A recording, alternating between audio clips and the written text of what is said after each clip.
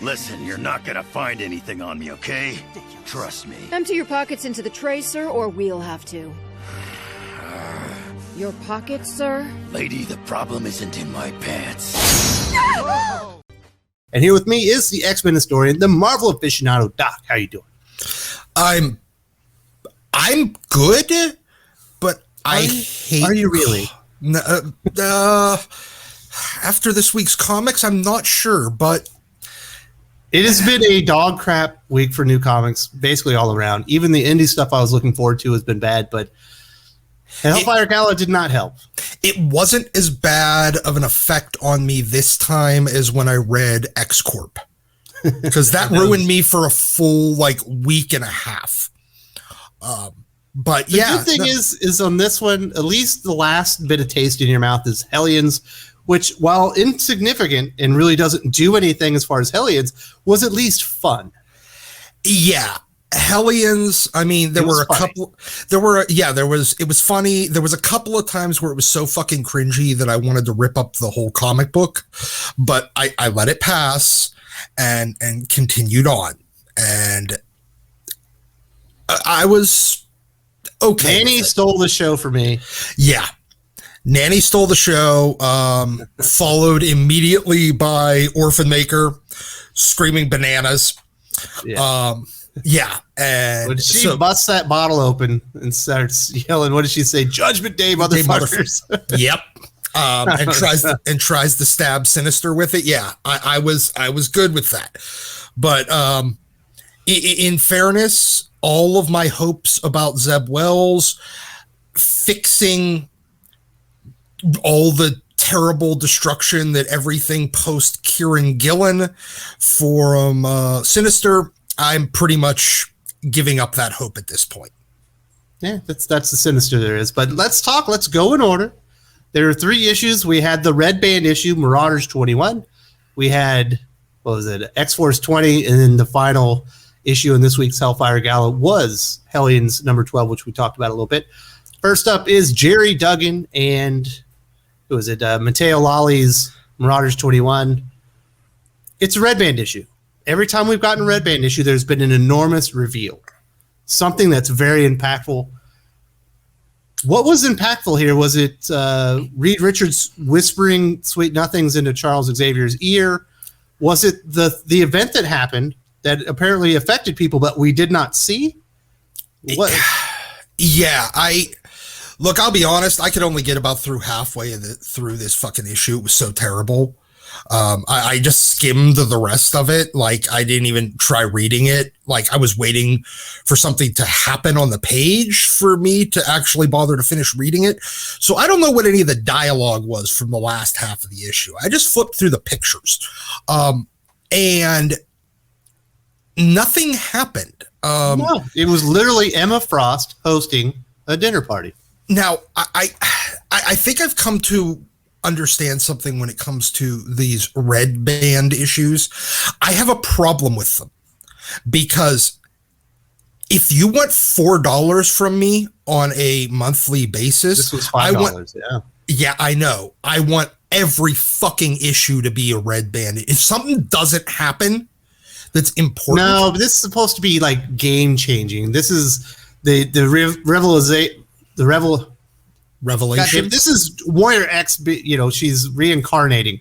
This is the mutants have a resurrection protocols. That kind of impactful kind of stuff is normally what a Red Band. Okay, I mean, but the thing is, when your event is this week, even hey, something happens that we're not going to tell you about what happened, and that's really important because it happened, even though you don't know it happened. Yeah, that's what I'm saying. It's why would you say this is a Red Band? Nothing happens. Apparently, something happened, but they don't show it to you. It's oh, that's real smart. I feel like I got my $5 worth on this one. And the worst part, Doc, is that they show a Hellfire Gala at the end written by Chris Claremont, and in 8 pages, he accomplishes more than anything that happens in 3 entire issues. Well, yeah, I mean, there's been 2 previous Hellfire big events. One that Claremont wrote, one that John Byrne wrote. In both of those cases, more happened in like a half dozen pages than has happened throughout all three of these issues so far. And it's really kind of, it's wasting my time. They're happy to waste my money and waste my time because I paid $1 for Chris Claremont to tell me more than I'm paying $5. No, actually $13 for Jerry Duggan, Zeb Wells, and Ben Percy to tell me in like 60, 70 pages now. So fuck you, Marvel Office. I don't know what they were thinking. I assumed that this whole Hellfire Gala was a red herring.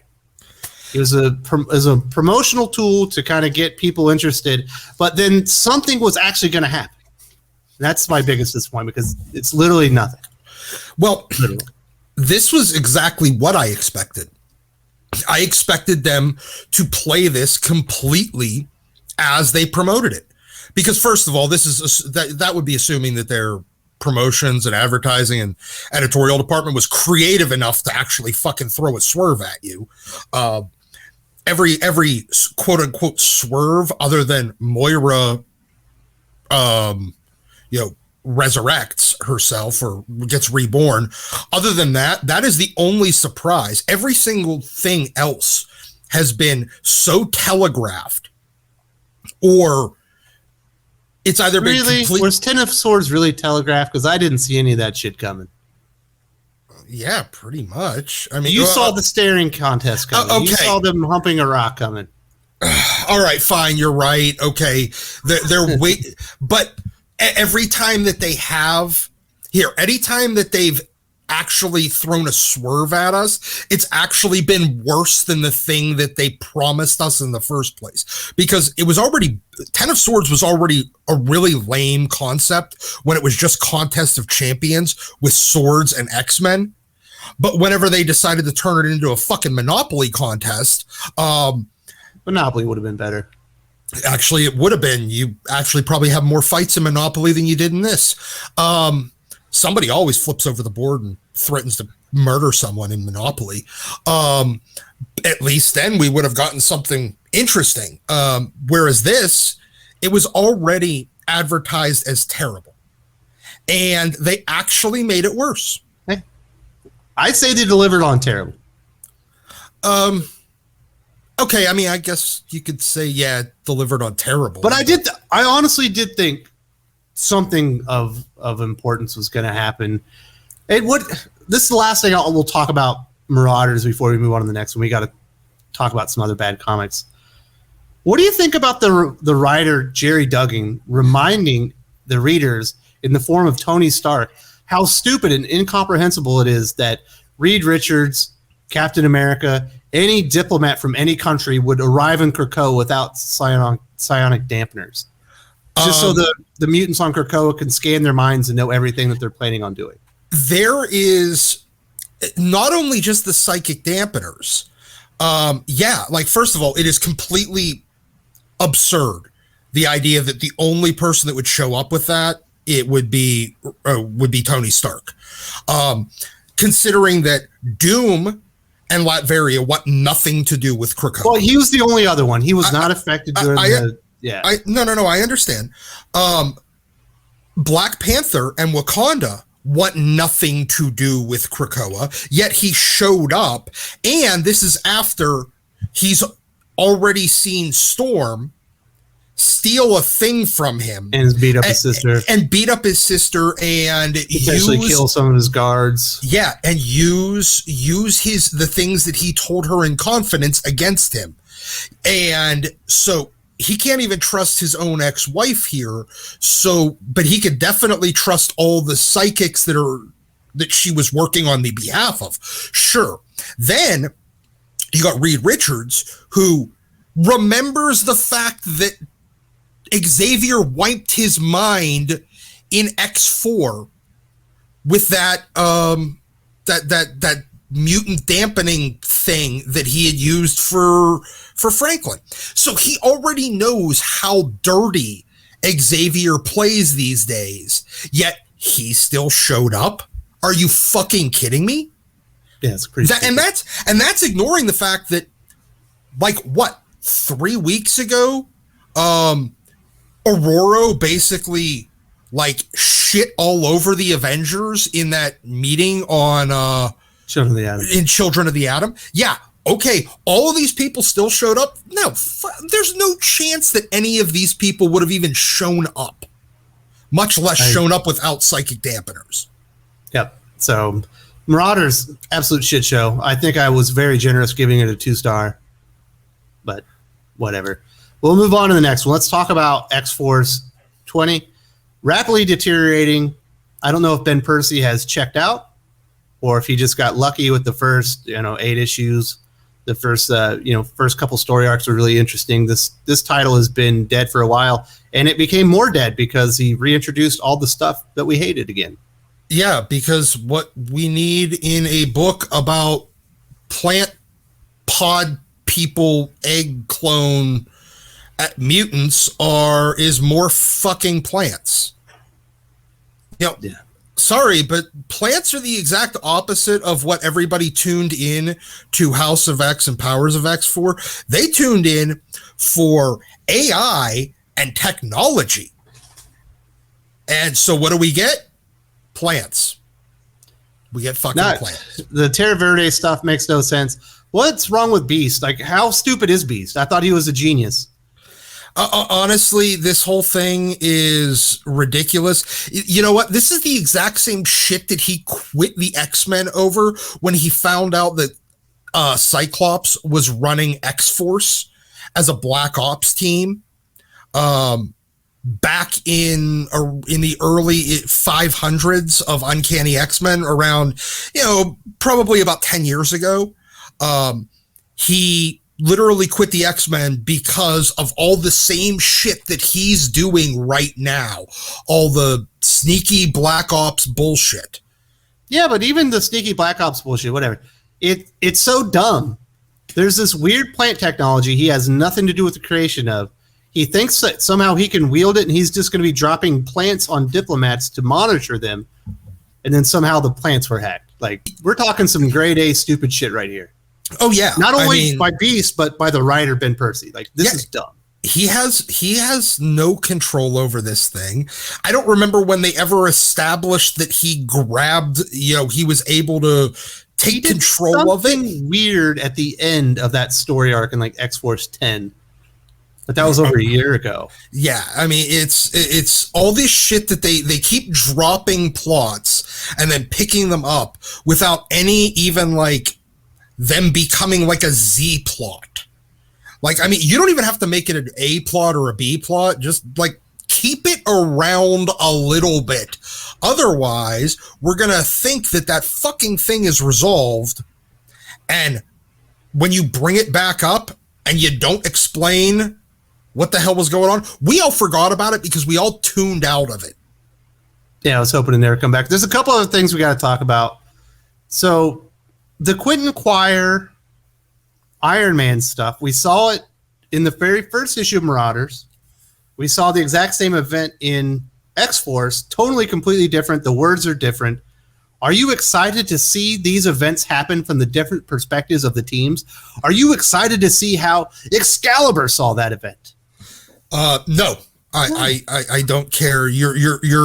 This is back to X-Men 12 and 14 or whatever it was, where they stole our money by selling us the same comic again. Hey, at least this time it's different artists. At least that time it was a different perspective that mattered to the story to prove that we were being lied to. But we already knew we were being lied to. Here it's just it's filler because they don't have enough story to write an actual comic book with it. No, they don't have 12 issues. I mean, and the fact that they don't have X-Force 2 issues. And the fact that this X-Force issue is basically just he's writing X-Force and Wolverine for these 2 issues like they were one. I didn't mind it when he did like padded out the Wolverine going and getting his sword thing. The solemn stuff was cool. Yeah, the solemn stuff. I didn't mind when he padded that out to be 2 issues across and, look at them as like they were one title. X-Force and Wolverine. That was fine. It didn't bother me because A, we got Victor Bogdanovich art, and B, it was a good story. This is him wasting a bunch of time retelling shit that we already saw in Marauders that we didn't care about anyway, because it doesn't further the story in any conceivable way. And then he's doing this stupid Deadpool thing. Well, talking about not for furthering the story, there's just a little side quest, I guess, that's supposed to be funny. It's not funny. That's probably the worst part. If you're going to do funny, it better be funny. This wasn't funny. And it's just Deadpool and Logan, and I guess Domino shows up. Yeah, it's really kind of just boring and tedious. This is just, hey, guess what? You got drafted into this fucking event. Oh, fine.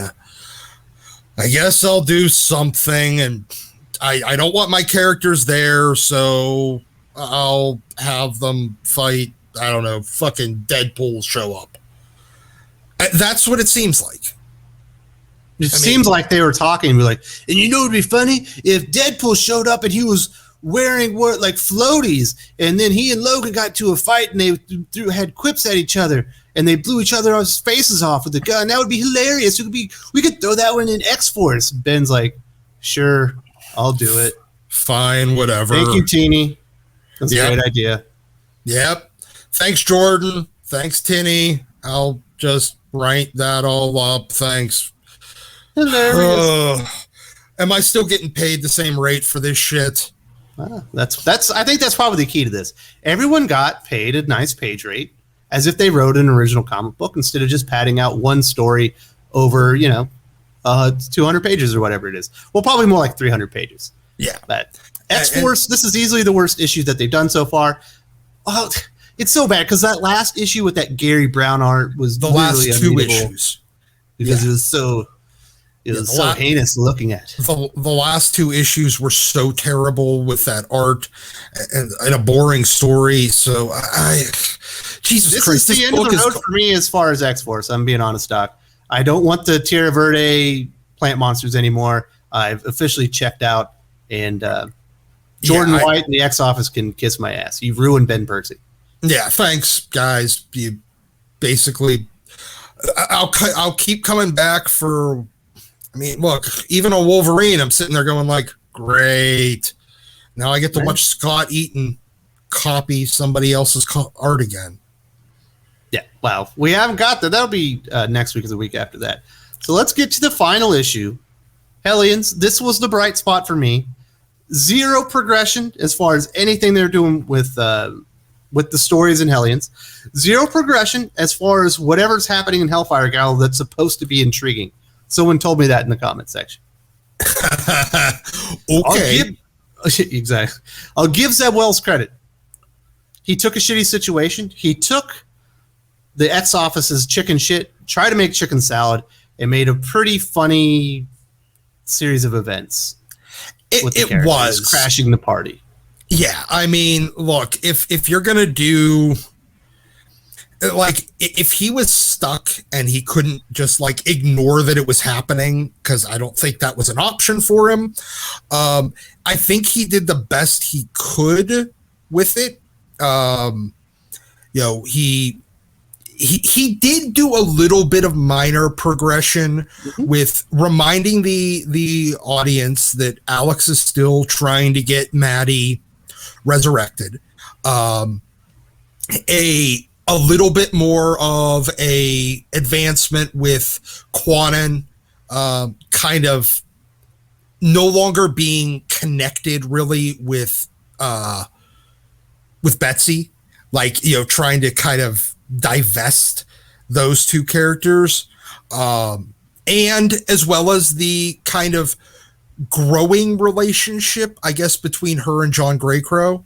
There's an attraction by John Greycrow to Quanon, but I don't think she knows it yet. No, but, well, no, I think she does, because they've been kind of cool for the last couple of issues. Like, they've kind of been like the buddy cop portion of it. Like, they're kind of the headliners on this book. Now, the You know, I feel like they still need to get back to just killing Empath every issue. They need to go back to that because, you know, turning him into the Kenny from South Park of this team, it's really, I think, kind of a big portion of my appeal of this book. So they needed to kill him here. But yeah, Nanny and Orphan Maker were goddamn hilarious. I even like Wild Child. I like that he's always talking about his pack. My pack will never grow. I do, and I liked you kind of had that like dichotomy where it shows that there's still some humanity to when he to sees Wild his Child. ex, like he's tame there for a second. Like he's ready to settle down. Yeah, he chills out for a minute, and he actually gets like a little nervous and everything. And then as soon as he gets shut down, he goes like full alpha again. In a like petulant child pretending to be an alpha kind of way. And it kind of reminds you that he is still the runt between him, Sabretooth, and Wolverine, because there is still all that connection. And especially with Daken being kind of his competition for Aurora. Yeah. I just the Nanny stuff, the Orphan Maker stuff was great. You know, you're not supposed to drink, you're not old enough, even though he appears to be like 7 foot tall. And then Nanny just won't stop throwing him back. And the whole time she's mentioned that maybe she wants to kill Sinister. Yeah. And now I did like, I like the ending on this one, especially with the other Sinister that shows up, the scar-faced one. I don't remember which one he is. Like he's the one that was abandoned in Morocco. Okay.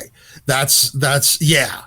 I couldn't remember which of the former Sinisters it was, but yeah, I mean him showing up, and I think you're going to get a little bit more serious Sinister as a result. I'm hoping that's like my hope there, that we're keeping a little bit of my hope alive of undoing some of the Kieran Gillen-ness to Sinister by Zeb. I'm hoping Zeb Wells can do that, and like the next reincarnation of Sinister is a little bit more malevolent. I'm enjoying the title. It doesn't matter if he's the weird Kieran Gillen Sinister, as long as the other characters are still hilarious and are just action-packed full of trauma and issues. I do. I like this book. I feel like out of the 3 that came out this week, Zeb Wells definitely made the most of it, and made me don't feel get me like wrong. He was smart. Nothing happens in this book. Yeah, you can skip it. but at the same time, I didn't feel like I wasted $4 buying this one, whereas I did feel like I wasted $4. Well, sort of wasted $4 on. I think anybody that buys X-Force and buys Marauders will feel like they got ripped off. Hey, but I've seen some people in the Hellions, comments. you don't. They are all over this. They say it's the greatest X-Men story they've ever read. Well, then they're fucking stupid. Well, I'm not going to say that about the viewers, but we certainly have a difference of opinion on what a good comic book is. Because this was an enormous waste of my time. That's okay, Doc. I understand what you're saying. We all have the right to have differences of opinions and likes and tastes, but this was an enormous waste of time. Literally, from the first page of Marauders to the last page of Hellions, almost nothing happens, and it's like over 70 pages of story. Yeah, something, and I have zero faith that after that first Red Band issue, I have zero faith in any of the other Red Band issues actually having any value. We're going to get the introduction of the new X-Men team. We're going to see Magneto murder whoever it is that freaked everybody out when they were walking out at the end of Marauders. What the third revelation is, I thought it was going to be Apocalypse returning with the mutants from Morocco, or I guess they're in Ameth now. But it has to do with swords, so I'm assuming maybe it has something to do with Shi'ar and the Logic diamonds. I don't know. Who cares?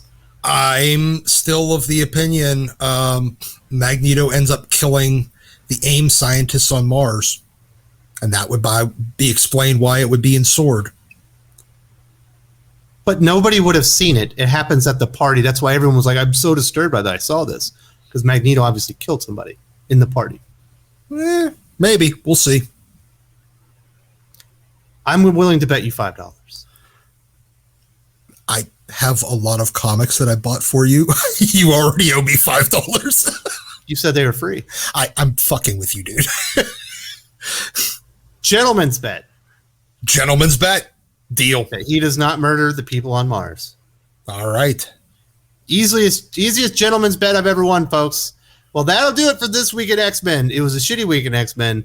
If you want to see the Hellfire Gala done right, it's kind of embarrassing, but they put it in 8 pages at the end of the first issue of Marauders. Go see what Claremont did, and it not a waste of time. Stuff actually happens, and it was actually enjoyable. Even the good stuff in this week's Hellfire Gala, nothing happens.